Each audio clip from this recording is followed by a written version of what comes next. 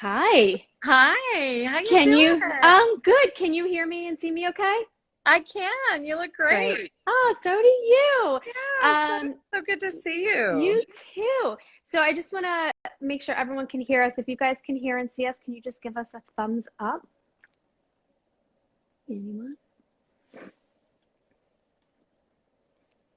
Hey everyone. Can you guys give a thumbs up if you can hear us? Oh good, I see some hearts. Okay.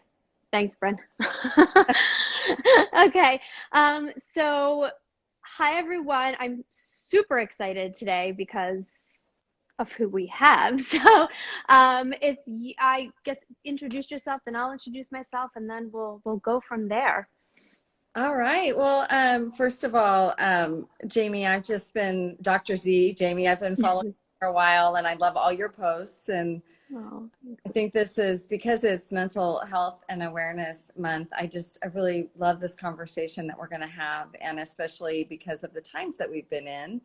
I know we've been talking an awful lot about it. We're probably all sick of talking about COVID, COVID, COVID. mhm. But I am the co-creator of the Don't Sweat the Small Stuff books with my late husband, Dr. Richard Carlson. And it's been a series that's been alive and well for a very long time. However, I did lose my husband about 14 years ago to a pulmonary embolism. So it was a sudden kind of thing. And we were in our midlife and mid 40s, and it was just a shock. So that's kind of me. I've been continuing on and writing more about living the big stuff, I say. Mhm. About Mhm. the loss and living through heartbreak and all that kind of stuff. And so what about you? I'd love to hear about what you're up to too, like Jamie, and just I want to hear about Sure. you, My what? your podcast. Oh, yes. So, yeah, so I am in private practice. I see adults who are dealing with everyday stressors, depression, anxiety, relationship issues. I focus a lot on primarily women who are in relationships with toxic narcissistic partners. And I have a small subspecialty in the psychological treatment of neurological diseases, so epilepsy, MS, things like that. And yeah, so there's a lot in the works. So I have my podcast starting next Monday already. And it's going to be just a very candid, raw, real discussion about men and women. I wanted to put a lot of emphasis on men because I think men's mental health isn't always discussed as much for numerous reasons. So focus on men and women's mental health and how we can identify red flags, and when we see them, what we do with them. So that's going to be, yeah, next Monday already. And then a book is in the works, which I'm super excited about. Yeah. Yeah, so that'll be on anxiety management techniques and strategies. So lots in the works. Oh my Yes. gosh, great. I know I was going to say, when is your book coming out? Because you just looked primed for writing a book. End of right before the new year, Oh, hopefully. perfect. Oh, Yeah, yeah. that's it's an exciting time for you. It's a lot. And you have a little girl. I see some. I have two little girls and one boy. Oh my goodness. So yes, yes. I started late and have three kids under 8. My gosh. And your partner? I'm sorry, you cut And out you're for a second. married and partnered? Yes. Mhm. Nice. Mhm. Mhm. Narcissist, I gather. What'd you say? Not married to a narcissist, I gather. No, I am not. I am not. But many people unfortunately are. So Yeah. hopefully my page has been helpful for that. So we were going to discuss grief and loss, and especially during COVID, because as we know, there's probably not one person that hasn't in some way been, affected by this, and everybody in their own way is suffering. Well, some people, a lot of people have suffered losses, and a lot of people are dealing with grief that looks different for everybody. It could be the loss of somebody, it could be grieving the loss of a job, just grieving the change in society that's happened and these massive, kind of this collective trauma that we've all been going through. So grief can, as we know, take many shapes and forms and look very different for everybody.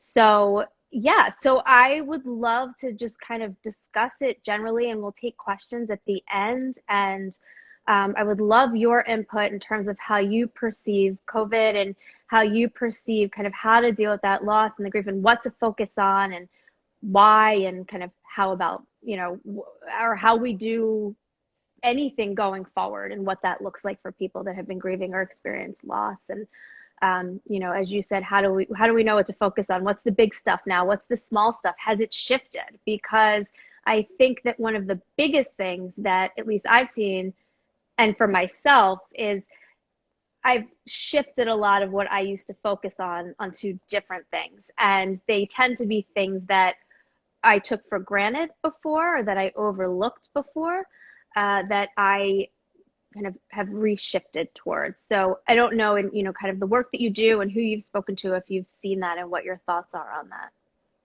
Yeah, well, there's a few things I think about what we are probably going through with COVID, and because I've been through like a very dramatic loss, like I have a hard time calling a grief during COVID, because I do think it's a low in COVID, and it's the acceptance of a change we can't control. So there is grief in that for people, and I think that for me, I've spent most of COVID shifting my mental dynamic with being busy, running around. And in a lot of ways, I don't know about you, but I was kind of relieved on some level, because I'm so active, and I'm so always on the go, and I'm just always going. I mean, I had just gotten back from leading a retreat in Bali, and literally I kept getting closer and closer to China during the beginning of the pandemic. My daughters are grown. I have 5 grandkids, all under the age of 12. So my daughter, she's got 3 under the age of 6 out of 5. So, but I had been, in Bali, and my kids were like, you need to come home, because I was traveling afterwards. And then when it hit, I was exhausted. And I at first I was just so like, wow, this isn't too bad. But then, along with everyone else, I mean, it's such a huge change in our freedom alone, just, and wearing a mask, it's like, spend all these years talking about how to unmask ourselves and be transparent, and we have to go wear a mask, and it's odd, and I was resistant to it too, although I wore one, because I believe that it's a helpful thing to do.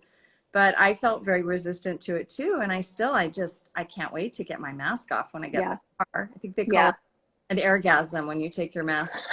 I love that. Did you come up with that one yourself? No. That's good. Oh, because it's a really good one. Really good. I always think of that every time I whip my mask in the car. I'm like, oh, I'm having an orgasm. That's great. That's great. So I think, I agree with you. I think we kind of had this mandated avoidance, almost, as I like to call it. We didn't have a choice. We couldn't go out, and it forced us to have to sit and just be, right? So people weren't necessarily going to work. I mean, I was working from home, but it was still different. I had to readjust. My kids were home. There was no school, so it was more than just a shift. It was a total just, flip-flopped on its head, and we kind of really had no warning. So, and not only did we have no warning, but the course of the pandemic, which I've talked about a lot, has been so intermittent, which maintains your anxiety. So you never really know what you're going to get. Do masks work? Do they not work? Do you double mask? Do you single mask? Do you get the vaccine? Do you not get the vaccine? Are you able to get it? Are you contagious once you have the vaccine? How long do your symptoms last? Do you get tested? No, you don't need to get tested, only if you have symptoms.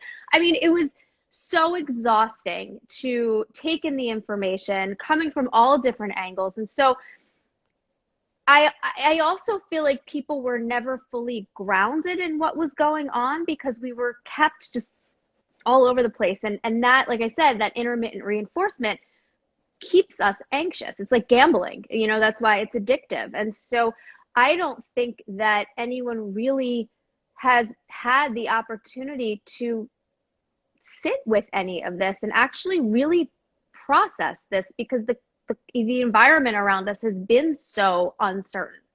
And I would imagine, even for people that have lost somebody during this, it hasn't been a typical, we have a script in our minds of how when somebody passes away based on your culture and your religion, what that looks like.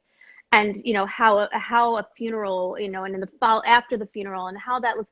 In this situation, people were dying in ways that we never, I don't want to say used to, but dying alone, or not being able to touch anybody, and then having a funeral but not being able to attend, and having funerals on Zoom. And so I think that the loss component of this has been so uh, unique, that I don't really know how people are adjusting to this, to be honest.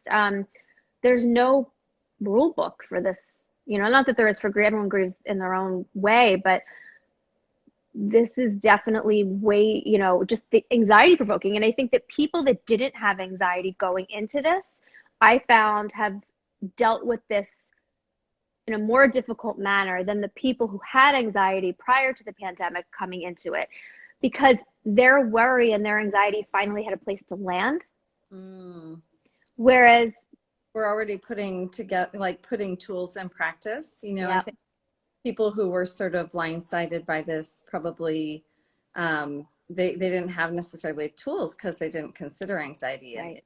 so, yeah, I always look at like weight loss like that. When I was a kid, I always had to be concerned about my weight. So it wasn't a big shock to me when I had to do it as an adult too. Right.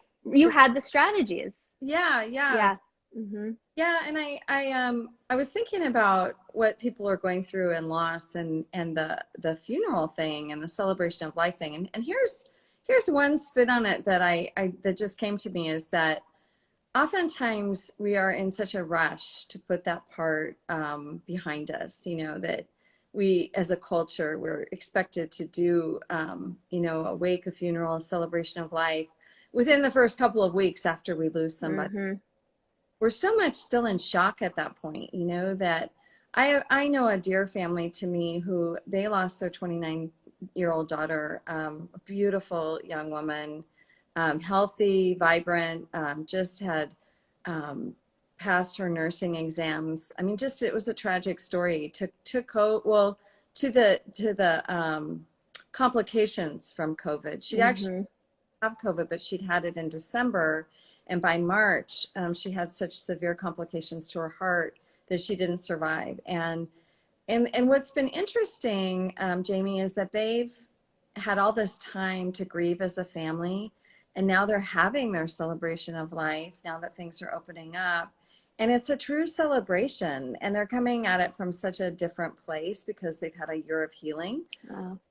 And so maybe there's even something in that for us, that if we can turn toward something, just even the smallest thing that's positive. And I know, we are complex human beings, and we have all sorts of emotions, and we are allowed to have all of those emotions every single day. But I mean, if you want to feel better, and most of us do, I always let myself feel what I'm feeling, but then I really turn towards something that's positive. And my whole goal when I'm, in a low mood, or I'm feeling COVID blues or whatever, is to shift out of that, and so that I'm back to enjoying my life. And I think what COVID has done for us is that, we've really had to slow down, and life has gotten Hmm. simpler, and it's taught us all that we can receive contentment with small things. That, sure, we're all going to make plans again, and we're all going to do our travel, and we're all going to have our fun things that we plan with others. But I think that this has been just a really a very reflective, introspective time for the world. And yet, that said, there are people that really do struggle with depression and grief and every single day. And the isolation piece has been really, I think, very hard on people. And Hmm. I don't know about you, but even now, like I used to run around, like if I was going to go run errands, I might do like go to 10 different places at one time. I can only handle going to two places now. Right, right. But I think that's important. And I actually tell people that because we've been in isolation for so long, because we haven't been able to just get in our car and, go to Whole Foods, right? That to get back into that, like anything else, it's so important to do it gradually Yeah. and reintroduce yourself into it with baby steps. Like you said, you're doing one or two errands here and there because you know, I don't want to say we're out of practice, but socially we're kind of out of practice, and we also kind of have this underlying fear of COVID still. And I think the further we get away from it, I think, what I see happen, and I don't know if you would feel this way as well, but the further we get away from this kind of collective trauma, the more people tend to forget the important things that they learn, or at least they kind of separate a little bit more from it because it's not in their face anymore. There's not necessarily this daily reminder, which I think in COVID we have this daily reminder that we're not connected to people and how important social connection is, even though we liked kind of, as you said, slowing down.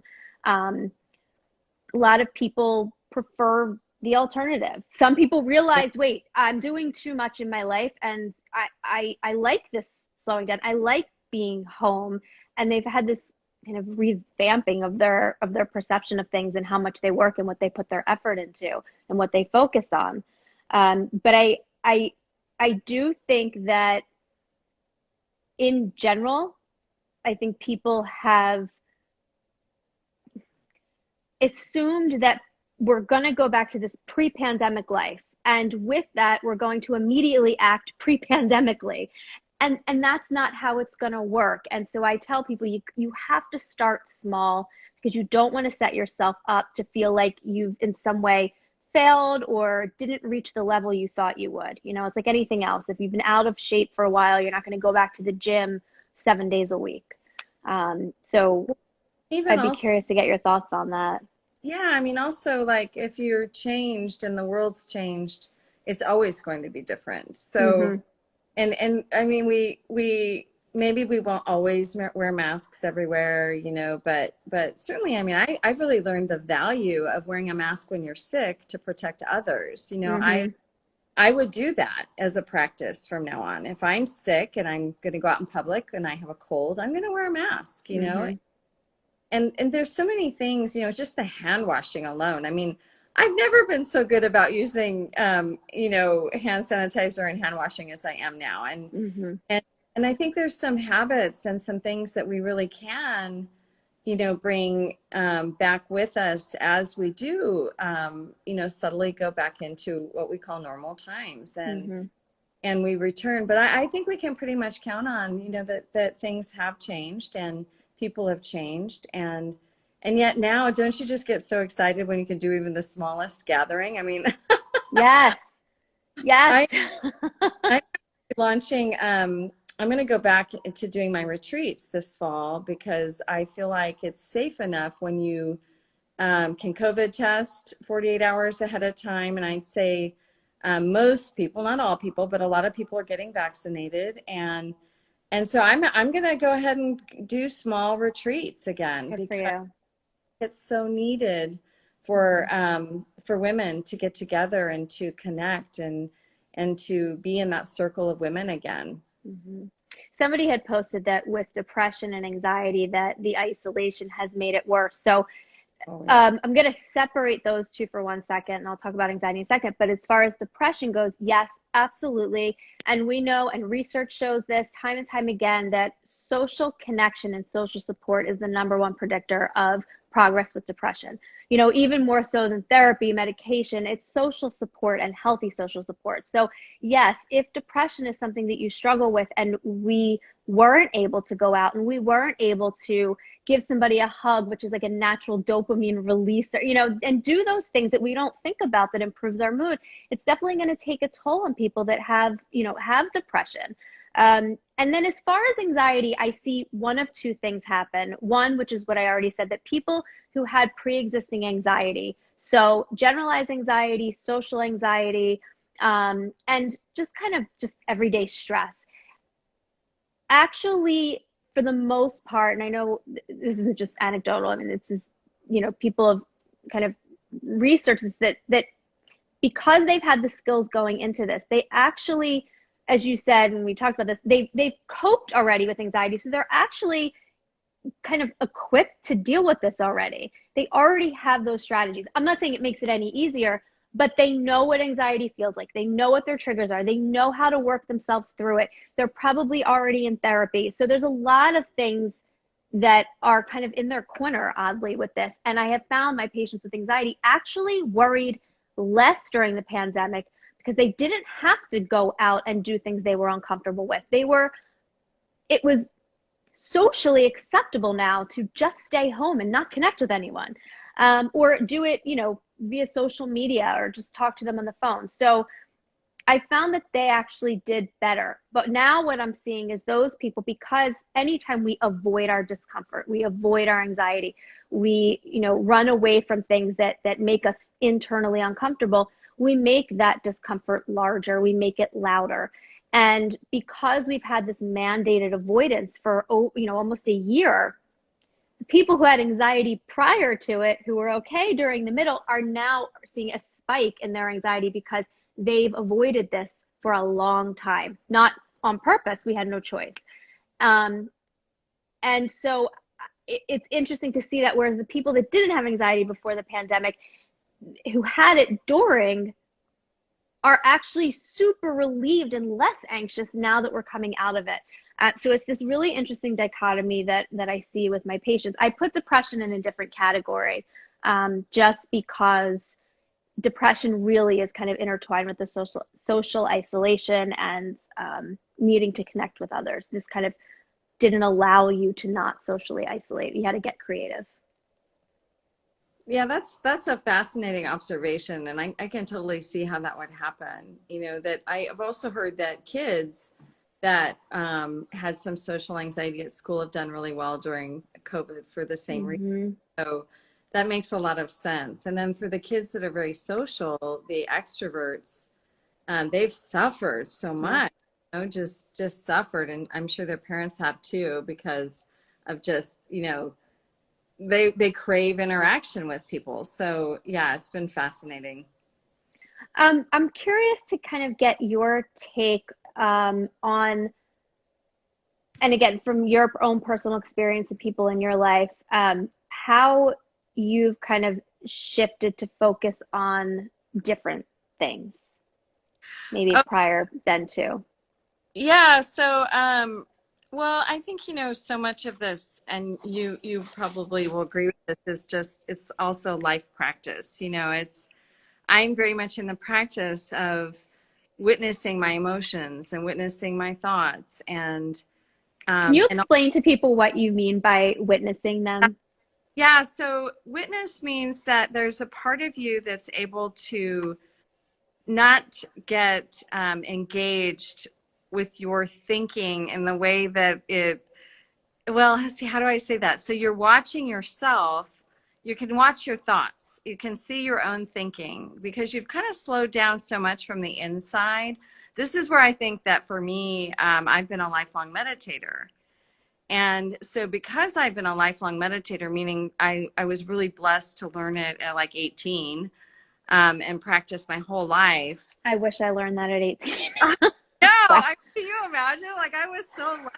I was like holding crystals at Pepperdine University in class. I was like, I mean, Richard and I did different therapies. We did like rebirthing and holotropic hmm work and cytotoxic food allergy testing. And I mean, we were kids, That's but great. and but when we started to meditate, I really started to notice that I could slow myself down on the inside, slow my thinking down. And because I can slow my thinking down, I'm able to know, like, I know when I'm talking negatively to myself or when I'm going into a fearful thought pattern. Hmm. So you're So, able to notice before you kind of go down the rabbit hole and yeah. spiral. Yeah. So, and I think that's really key is when you can start to notice those thoughts. And also you can start to see your patterns. You know, we all have Hmm. like these patterns of thinking, and it happens in grief. It happens all the time for us. But when you can know that one thought pattern that you get into is always going to take you to the same place, and it's always going to take you, say, down, Hmm. then it's a little bit like, for me, I describe it like I'm not going to sit in a doorway and like bang my head against the door intentionally. Once I see that I'm doing that and I'm on that thought pattern, I stop. And you know, people, I used to think when I learned this a long time ago, I used to ask Richard all the time, well, how do you stop? How do you stop? And he used Hmm. to say, well, just the fact that you notice and you said stop, you already stopped because Hmm. you thought, you know, so And I think people think about stopping your thoughts in the wrong way. I think when people hear stop your thoughts, they think it means get it get it out, push it away, push it down, push it out. And our thoughts don't work like that. They come up, and whatever comes up comes up. And I love how you say, kind of standing in the doorway, hitting my head against the wall. It's not that the doorway disappears, it's that you move out of it. It's not that your thoughts are going to necessarily disappear. If you have a thought pattern, it's a pattern for a reason, right? But I think it's such a good analogy that you can continue to spiral down. And we have all been there. We have all spiraled down the rabbit hole with our thoughts, with who knows what. But acknowledging that you're doing it, just like you said, and being able to notice it in the moment and then switch gears, that doesn't mean you're pushing away the thought. It's still the doorway's still very much there, but you're choosing to not bang your head against it anymore. And I love that because I think it shows that kind of, decentering from your thinking. And I find, when people try to push it away, not think about it, pretend like it's not there, it just gets louder and larger and yeah, bigger. absolutely. And it's also that it's impossible like to replace a negative thought with a positive thought. And the simple reason Yes. is because you've already thought it. Yes. Yes. but Yes. and you don't even have to be concerned about being positive. I mean, our Can you talk about that? Because that is one of my biggest pet peeves, and I love that you said that. And people that follow me know that I talk about this constantly. But can you talk about that a little bit more? What that means? yeah. So you know, I think the key is to be okay with where you are. You know, Yes. that the more okay we are in a Yes. Thank you. about trying to be positive. If you're okay where you are, you're going to naturally be more positive. And that's just the way we're wired as human beings, you know, And that we can be positive having and experiencing a negative thought or a negative emotion. Yes. absolutely, that's just what is normal. I mean, we respond to our environment and, you know, we're in a low mood, we're going to have more negative thoughts if we're in a Hmm. low mood. As our mood rises and we notice our mood rising, well, it's hard to be negative when you're in a high mood, right? Like Yes. you're high, you're not thinking low thoughts, you That's know. right. But that's the other thing is just to notice your mood. I mean, and give yourself a break, you know, like you don't always, nobody's always in a good mood. Hmm. And you don't have to be either, you know, just cut yourself some slack, but then cut everybody else some slack around you Yeah. too, you know, like especially your partner, your kids, you know. We don't, if you don't want somebody to expect you to be in a high mood and a positive mood all the time, which nobody can be, then we have to look at other people and say, oh, they're just in a low mood right now. Let's let them. Hmm. And I think it's important too to you know understand that our moods are not fixed states. They're No. fluid. They are constantly changing. I could be in a great mood, drive out of my driveway and bang into a car across the street, and all of a sudden my mood shifts. And so if somebody asks me right then and there how my mood is, I'm going to say it's terrible. But if they ask me 30 seconds before, I'm going to say it's good. And then later in the day, when everything's situated, it'll be better again. So our moods change constantly. And I always tell people, I give them some random date. I want you to tell me what your mood was on, February 2nd at 3:03 a.m. And I don't remember. And I say, exactly, because it's constantly shifting. Well, obviously, we remember large events and we attribute meaning to them and emotions to them. But on a daily basis, our moods fluctuate, our thoughts fluctuate. And so we're kind of holding on to the wrong things. Um, and that's why it's important, as you said, to kind of be present and be in the moment. Somebody had said this to me a couple weeks ago, and I thought it was such a smart concept, that our brains are wired not for happiness. Our brains are wired to kind of just be content. Our brains are wired to respond to things and stay out of danger. And that's why anxiety is a natural emotion. If people say I don't want to feel anxious, well, we have to have anxiety because it's a normal occurring emotion. It motivates us, it keeps us safe, it gives us information. But our people are striving, I find, so much to be in a certain constant mood state, when one, that's impossible, and two, our brains just aren't wired to be happy all the time. That's just not how it works. The emotion of contentment to be quite happy, like peaceful to me is quite happy. So, and I think our idea and our expectations of that, we can make an adjustment to that. Maybe that comes with maturity too. Yeah. Start to realize that happiness in and of itself isn't based on anything that's happening. It's right. What you're feeling, and how content and peaceful that you can feel with whatever else is going on around you. So, I mean, yeah, happiness is, I talk a lot about happiness, but less and less as I'm, less and less in my work, because I feel like happiness can't really be the goal. It's correct. Yes, yeah, I agree. I agree 100%. Yeah, it can't be the goal. Like content and being peaceful and being responsive to life, those are, I think, better goals for people.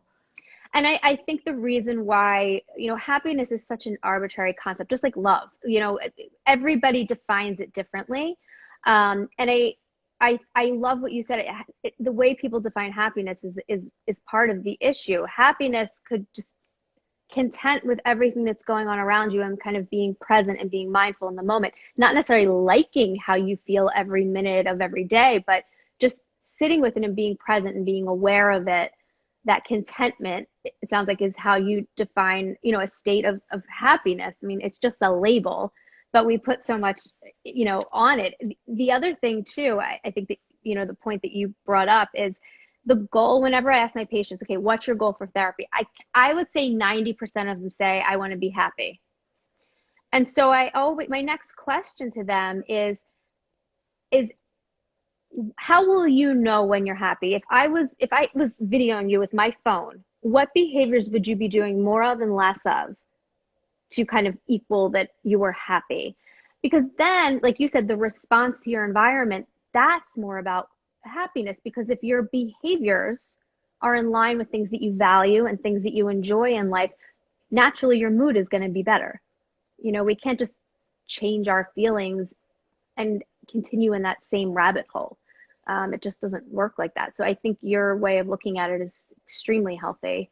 And I wish I knew this when I was 18. I'm thinking about all the things, my God, I would have handled so differently. Oh yeah. I mean, we all look back when we're at our younger selves and say, wow, what if I'd known then what I know now? I guess that's why they say that it's all wasted on the young. Yes. Yeah.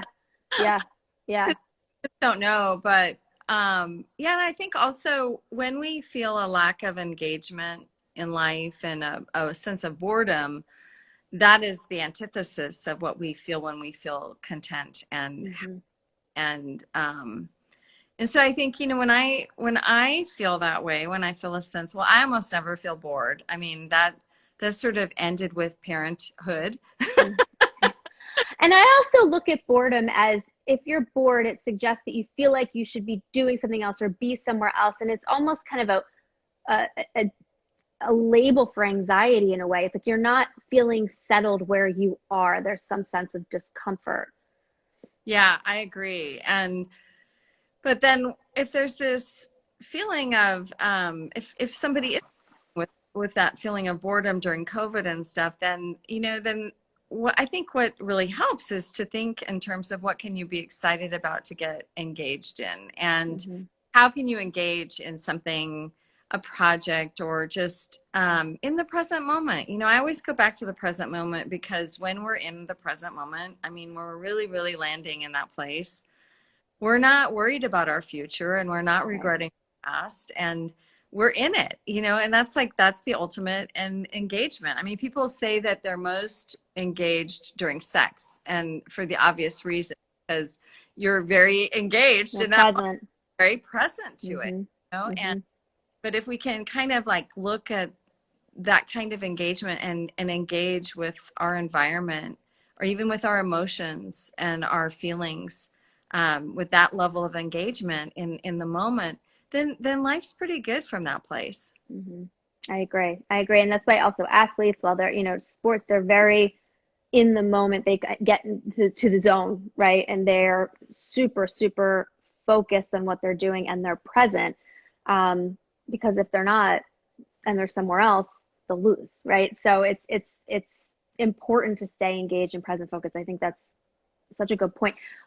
What I'm curious from a grief and loss standpoint, and I see someone ask for decentering strategies, so we'll address questions at the end, but we'll definitely give you some suggestions. When you're dealing with grief and loss and you're adjusting to that, whether it's the loss of somebody, it's COVID, and you lost someone during COVID, what do you find most difficult, and how do you resolve it when you are grieving and you're trying to not go down that rabbit hole when it pertains to grief? Well, this is interesting, because I would say during grief is the only time that I would tell people it's okay to go down the rabbit hole. Interesting. Okay. Okay.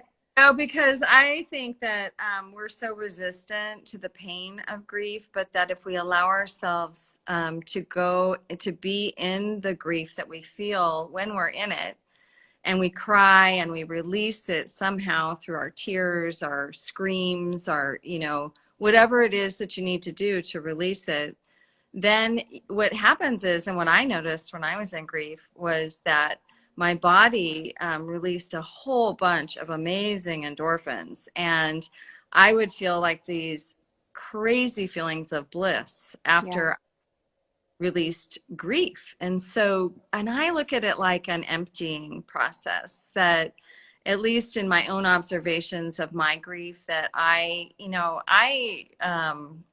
was married to my husband for 25 years, and we were the best of friends. We were just really suited to each other and very compatible, and we lived like best friends for 25 years. And so, when I lost him very suddenly, I mean, I didn't even know life without him, because I'd known him since I was 18 years old. Yeah. It was horrific grief, and I had never grieved in my life. I didn't know what I was doing, but I knew that if I didn't do it, my stomach would hurt, and I knew that my body would Mm-hmm. remind me that I wasn't crying enough. And then as soon as I cried and I let it out, I felt better. And then what I learned too is that the present moment was the safest place to be, because yes, going down the rabbit hole of regret was huge for me. Like, I would say mean things to myself, like, what kind of wife were you that you didn't know something was wrong with him? Mm-hmm. Just mean things that would take me down that negative path, or I couldn't even dream of my future without him. And so going in the future was not an option at all. So the present moment presented safety for me, which I thought was really such an irony, because he really taught Oprah how to be present. Yeah, Mm-hmm. taught me how to be present Yeah. too. Right. Right. Right. So it That's so was like such an irony funny. that I spent a year, especially the first year, very present, and Yeah. became a much more present person, because that was the safest place. Yeah, that's interesting. And because when you're present, as you said, it's the safest place. It may be the most painful place, but painful doesn't mean unsafe. And I think that's important when we're grieving and we're feeling loss and we're feeling regret or whatever emotion we have, that feeling that emotion isn't a place of danger as when grief is concerned, right? Because an emotion is just what comes up for you. And so if we run from that, we avoid being in that present moment. I like Um, emotion like it sounds, emoting. yeah, right. Yeah. Yep. Yep. Emoting it out, expressing it out. And I think what becomes dangerous about grief is when we don't grieve. Yes. And at times like COVID, when we're forced to be still and forced to stay at home, sometimes we're also experiencing latent grief from times in our lives that we never grieved our losses, Can you talk about that, about how that comes into play during COVID, let's say, for example? Well, I would just suspect that knowing the busyness of our culture, and the way we tend to numb out as a culture, that when we become forced to slow down, we're sort of, all of our stuff is in our face, and Hmm. like if you were having marriage problems before COVID and then you're forced to be with your partner during COVID, you're either going to work out your stuff or you're going to get That's right. divorced, That's and right. so I think that I really believe that that's a lot of what people have experienced, is that they have all these emotions that they don't acknowledge, and that we're not living in a society that encourages us to feel necessarily. And of course, we've come a long ways in that with wonderful psychologists like you, that teach the right ways to live, and the right ways to be mentally healthy and well. But this is a practice, and it's a Hmm. practice of acknowledgement and Hmm. self-love um, and self-worth, and being okay with where you are, and being okay with yourself when, you have a shadow side and a light side and a mean side and a happy Hmm. side and a loving side. We all have these things. And I think when we have to slow down, like in COVID, it's all in our face. Yeah.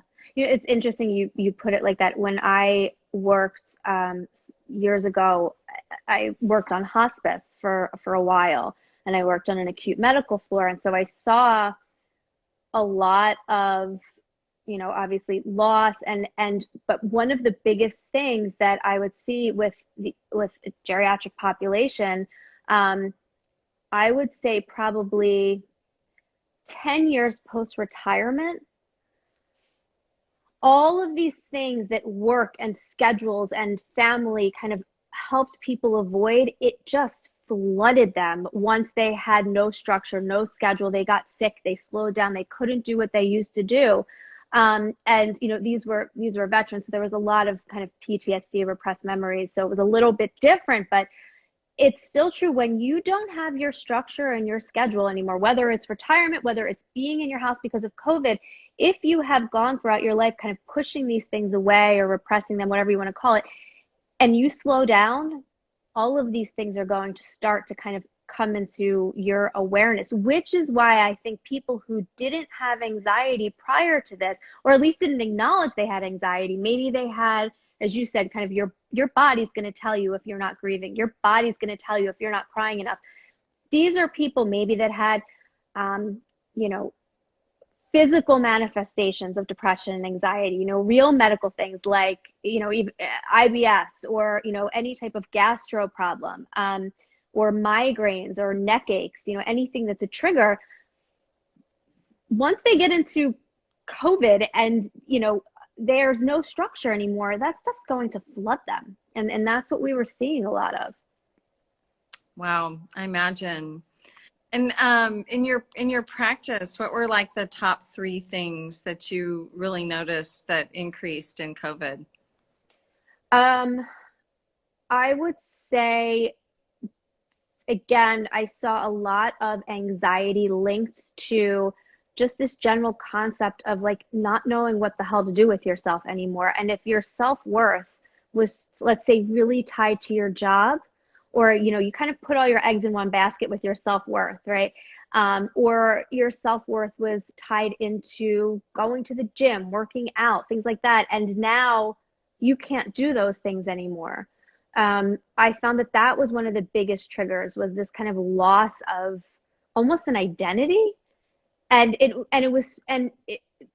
they couldn't regroup well. And so what I would tell people is, think about what you were doing prior to the pandemic and modify those things, even if it's absolutely ridiculous, but modify them rather than kind of getting rid of it altogether. Figure out what you can still do and modify. I also told people, because they felt like they weren't doing anything, so they were scrambling to do things. The problem with that was, you know, if you were never a book reader and you never read, and so you make this goal during the pandemic, I'm going to read a book a month.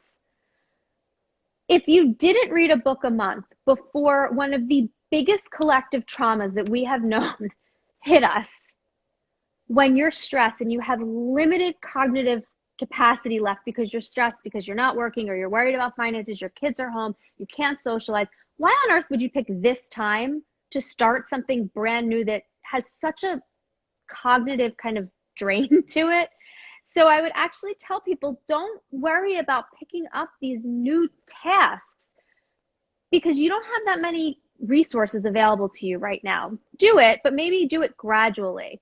Don't jump right into it, because people were setting themselves up to feel even worse. So I saw that. The other thing I saw a lot of was, you said, kind of the marriage issues come out. People who were in either, emotionally abusive or physically abusive relationships, there was a break. The spouses went to work, or one spouse went to work, and they had a schedule that they probably tried very hard to avoid each other. Now that that wasn't there, they were on top of each other, and it wasn't just bad marriages, it was the abusive components, the emotionally abusive, and now you have the kids home too.